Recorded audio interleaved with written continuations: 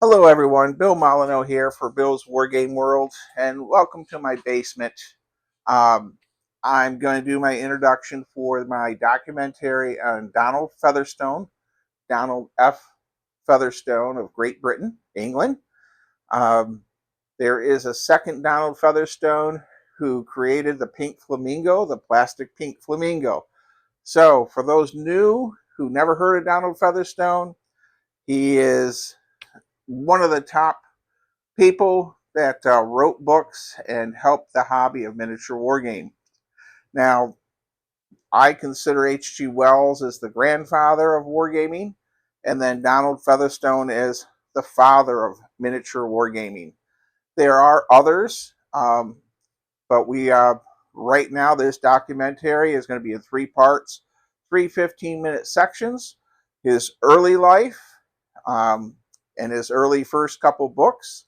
Middle section is going to be authors and wargamers that have sent me stories regarding him and his interactions, including um, Ian Knight, famous historian of the Anglo-Zulu War. And then our conclusion video, 15 minutes or so, will be the conclusion of Donald Featherstone's life and where his books, manuscripts, and miniatures are. So, without further ado, I will be working on doing this first video. And as you see here, we have a Donald Featherstone style game set up. And we will begin with his early life and his first few books. Donald F. Featherstone was born the 20th March 1918. He lived to September 3rd, 2013. He was a British author of more than 50 books on wargaming and military history. Donald Featherstone was born in London, and during the Second World War he joined the Royal Armoured Corps. An account of his war experiences with the 51st Leeds Rifle Royal Tank Regiment can be found in his wargaming book, Lost Tales. And I exceptionally think it's a great book.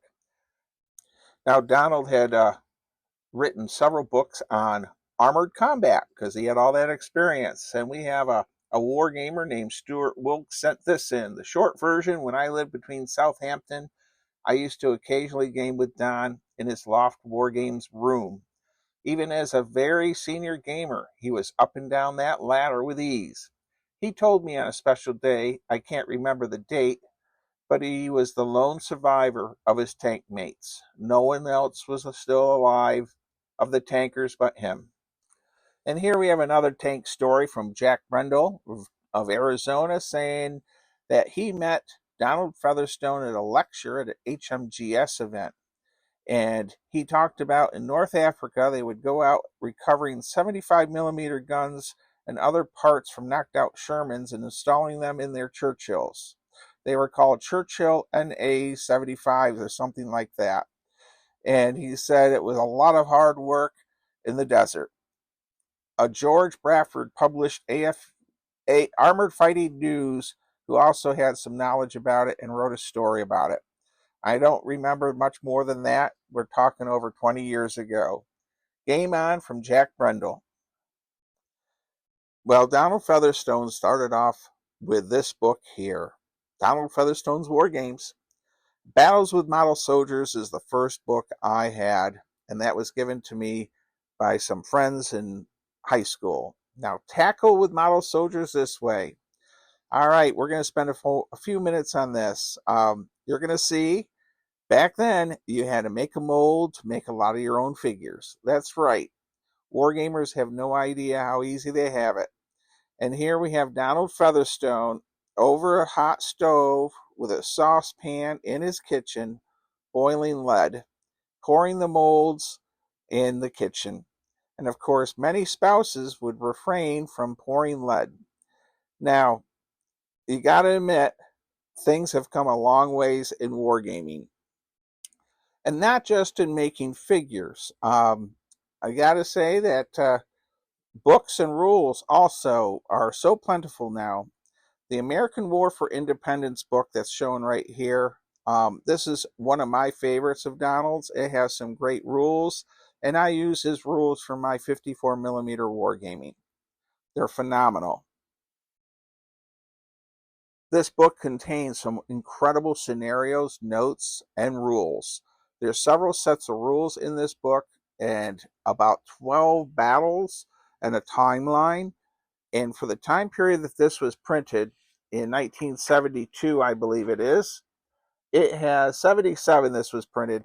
It is one of the best American Revolutionary War wargaming books you can purchase. Highly recommend it. Well, this book, we're going to move on to another Donald Featherstone book from the American Revolution. We're going to this book, The Wargame. And I believe a lot of people have written to me that the Donald Featherstone book here, it's not just Donald Featherstone, many authors of wargaming. This is the top dudes, including Donald Featherstone. And many wargamers have this on their shelf. In 1961, he organized the first United Kingdom War Games convention at his home in Southampton. 2 years later, he organized the first National War Games Championship convention at a local hotel, which was attended by about 100 wargamers from all over the country. In 1977, he was one of the founding members of the British Commission for Military History. In 1978, Donald Featherstone appeared on the BBC to promote the hobby. After a discussion with Paddy Griffith, Featherstone realized that wargaming as a hobby could aid considerably in understanding military history. All right. Well, the next wargamer that sent me in a note, he was in the Navy in the 60s, and this naval wargame book was on board their ship. And they were a refueling ship of some type, and they never saw action, but they were on the sea quite a bit.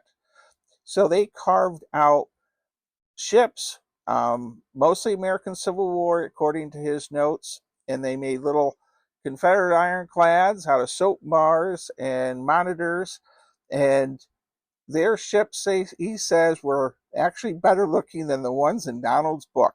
He joked about that in his note to me, and he said that they formed great navies, and the Southern guys on the ship were carving Southern ironclads, while the Northern guys were carving monitors. And then they would have battles on their bunks, and they would use the bunk beds for the open sea. And I gotta say, it's really been amazing to receive so many wonderful stories from so many different people, and how many people were impacted by Donald and his books. It's quite amazing.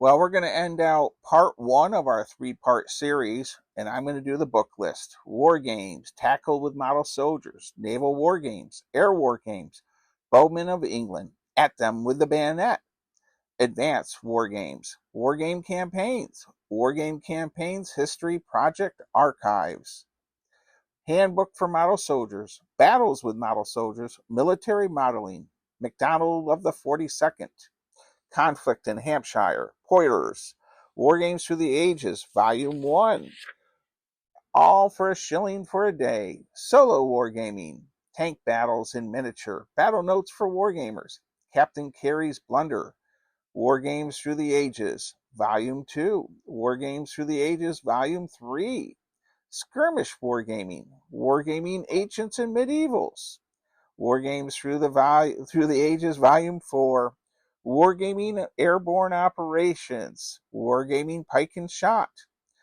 Better Military Modeling, Tank Battles and Miniatures, Weapons and Equipment of the Victorian Soldier, Battles with Model Tanks, Featherstone's Complete Wargaming, Victoria's Enemies, the Peninsula War, Victorian Colonial Warfare in South Africa, Colonial Warfare in India and the Indian Mutiny, Khartoum, Tel Kabir, 1882.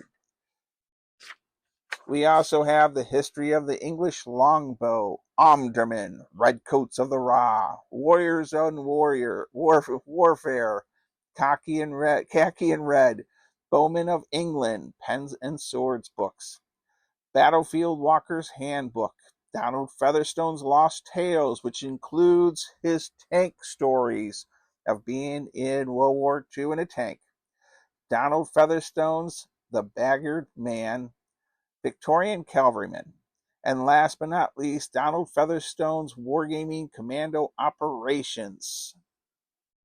Wow, amazing. And I have to say, I hope you enjoyed part one of my Donald Featherstone documentary.